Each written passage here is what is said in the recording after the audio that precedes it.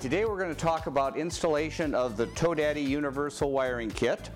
And we're going to spend part of the time in the studio, and then we're actually going to go out on a vehicle and show it a typical install. Before we do that, we need to back up a little bit and just talk about some of the problems that are encountered with wiring a towed vehicle. Now, there are a number of methods to wire your towed vehicle that are out there. One of them is magnetic lights, and a magnetic light basically just has a magnet on the bottom and it attaches to the back of the towed vehicle. Problems are they can scratch the finish and occasionally come off. They're also sometimes a problem for people who do a lot of towing. That might be, it's probably a good solution for those people that are just going to tow one time. The other method that is commonly used is called a bulb and socket.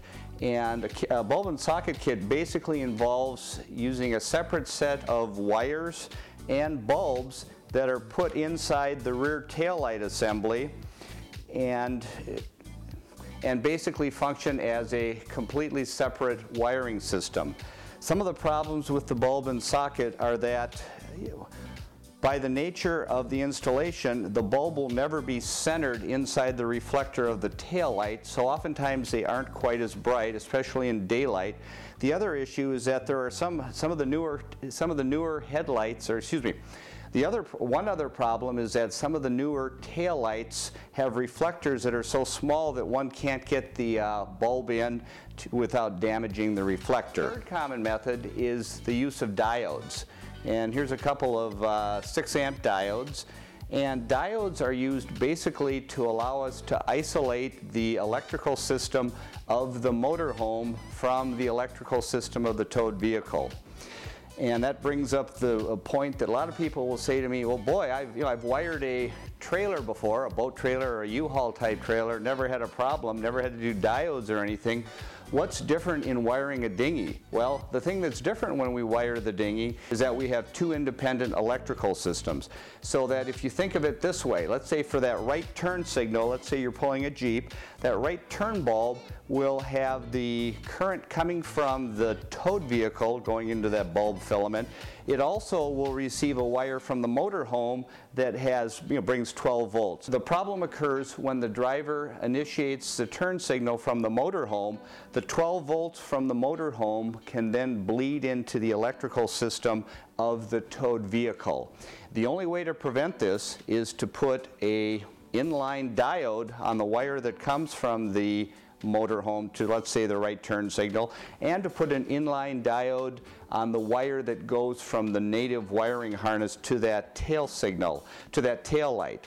That way, if either one of these circuits is activated, they are electrically isolated from the other. The problem from an installer's point of view is that if one has a amber turn signal, a brake light, and a separate tail light, you need to use 2 diodes per bulb, and it can be problematic and difficult to make sure you're getting the right wires and whatnot. Before we go any further, we need to talk about the 2 basic types of taillights that we see on towed vehicles. The first, which is illustrated here, is the combined brake turn light. And this is found traditionally on American cars. In this combined taillight, one bulb functions as both the brake light and the turn light. There is no separate amber turn signal. And you can see here that the turn signal's on and it's red. And in most cases, if you don't have an amber turn light, it's going to be a combined system. This is found on, this traditionally has been found on American cars. The European Union has required all European cars to have a separate amber turn light. And so you'll see on European cars and on a fair number of the American cars, there is a separate amber turn signal. Here we have a taillight assembly that has a separate amber turn light. I'm not sure if you can see the colors properly, but the turn signal is amber or yellow in color, and there's a separate bulb for the brake light. The brake light is here, and the separate turn signal is here. This is called a separate brake turn system and involves a third bulb in most cases. So the typical car will have a tail light, or some people call that the parking light, And in addition, it will have a combined brake turn light, which in virtually all cases is going to be red, or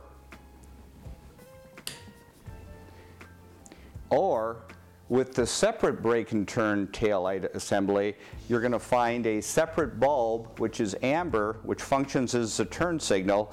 You're going to find a separate bulb which functions as a turn signal, which is a different bulb than the brake light, which is normally going to be red. There are occasional variations in this, and some manufacturers will use 2 or 3 bulbs to function as a brake or a turn light, but in most cases, if there is an amber turn light, it is a separate system, whereas if there's no amber turn light on the tail light assembly, it's a combined system. Now we're going to talk a little bit about the TowDaddy universal harness. The system consists of a module which basically has all of the diodes. It has a brake light relay, and it has and in essence, this is the brain of the system. This is connected via this connector to the wiring harness. And I've got an example of the wiring harness here, and the wiring harness basically plugs into the module, and the wiring harness has 3 groups of wires coming from it. It's got a group, it has a 4-foot. The wiring harness has 3 primary groups of wires coming. The wiring harness has 3 primary groups of wires coming from it. There is a group of 4 wires, which has a green and a green striped wires, which go to the right taillight assembly. There is another 4-foot harness. There's another 4-foot bundle of wires, which have a yellow and a yellow striped wire, which go to the left taillight assembly. So if we put this over here to the left, this one to the right. The module normally mounts in the center of the back of the car. The module is mounted in between these, usually in the center of the car, oftentimes in the wheel well. And you'll see here the remaining bundle is a 20-foot 4-wire flat harness, which is routed up to the front of the car, where it will then connect onto the motorhome. So in essence, the universal harness has 3 primary groups of wires. There is 4 wires which will be connected at the right taillight assembly, and that includes a green wire. There's another 4-wire harness which will be attached at the left taillight assembly. And then you've got the 20-foot cable, and this one has a 4-flat connector on it. This will be routed up to the front of the car. The module itself will be mounted at the back of the car in between the right taillight and the left taillight. If you notice, there are 2 other shorter wires that come from the harness here.